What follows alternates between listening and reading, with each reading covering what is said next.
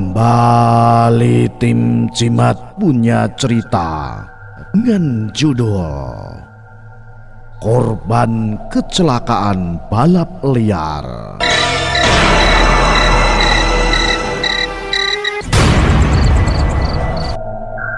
Sebut saja namaku Rudi. Kejadian mistis ini terjadi 10 tahun lalu. Wilayah Kabupaten Bojonegoro memang saat gencar-gencarnya pembangunan jalan. Namun saat dibuatkan akses jalan yang bagus dan beraspal, ini malah disalahgunakan oleh para anak muda. Mereka melakukan balap liar di jalan tersebut. Parahnya lagi, aksi balap liar ini dilakukan setiap malam. Dan tentu saja warga sekitar geram, sebab bisa membahayakan para pelaku serta pengendara lain yang melintas. Untuk mencegah dan membubarkan balapan liar di wilayah Bojonegoro yang terjadi, para warga sering menghubungi polisi. Meski berulang kali dibubarkan, namun para pelaku tak pernah kapok. Di hari-hari berikutnya mereka tetap melakukan balap liar. Mohon maaf, tidak saya sebutkan jalan di Bojonegoro yang dijadikan balap liar. Takutnya nanti malah akan membuat mereka kembali melakukannya. Insiden yang dikhawatirkan pun terjadi. Suatu malam saat para pemuda balapan liar, 2 joki balap mengalami kecelakaan. Salah satu joki kehilangan kendali hingga menghantam joki lainnya. Atas insiden itu, ada 3 orang yang menjadi korban. Darah segar pun membanjiri dan membasahi cor yang baru jadi tersebut, dan aroma cor bercampur dengan amis darah. Kemudian para korban langsung dilarikan ke rumah sakit. Namun sayang salah satu dari mereka tak tertolong.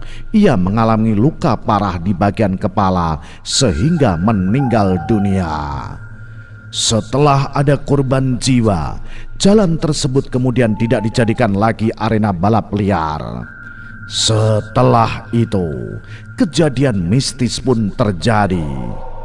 Saat malam tiba, sunyi dan bau darah masih menyengat di jalan itu, padahal bekas darahnya itu sudah dibersihkan. 2 hari setelah kejadian kecelakaan, tepatnya saat tengah malam, saya yang melintasi jalan tersebut melihat sosok makhluk yang berbaring di atas cor dengan penuh luka dan darah di bagian kepala. Namun sosok itu sama sekali tak berkata apapun dan langsung bangun saat ada saya di dekatnya. Tentu saja saya yang mengendarai sepeda motor melihat hal itu merinding dibuatnya. Apalagi wajah sosok misterius tadi sangat datar dan penuh luka dengan darah mengalir.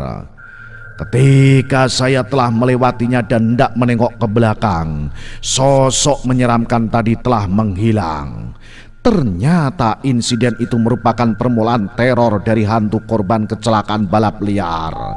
Sebab hampir setiap malam sosok itu menampakkan diri. Teror tersebut juga dialami oleh tetangga saya, sepasang suami istri yang pulang bekerja sekitar jam 11 malam dan melewati jalan itu. Keduanya pun sempat melihat sosok menyeramkan itu. Namun si ibu mengira jika sosok itu merupakan manusia yang hendak meminta pertolongan. Ia lantas membujuk sang suami untuk menolongnya. Namun permintaan itu tak dihiraukan, sebab sang suami sudah mengetahui sosok menyeramkan itu adalah hantu. Kejadian ini membuat para warga tidak berani melewati jalan itu pada malam hari.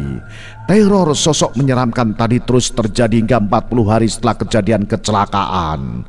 Namun lewat 40 hari, sosok tersebut tidak pernah muncul kembali. Dan setelah itu, para santri dan kiai dibantu oleh warga sekitar membaca doa-doa dan tahlil di area jalan itu supaya setan yang bergentayangan tidak mengganggu lagi pengendara yang lewat. Salam Jimatres, salam satu misteri. Au.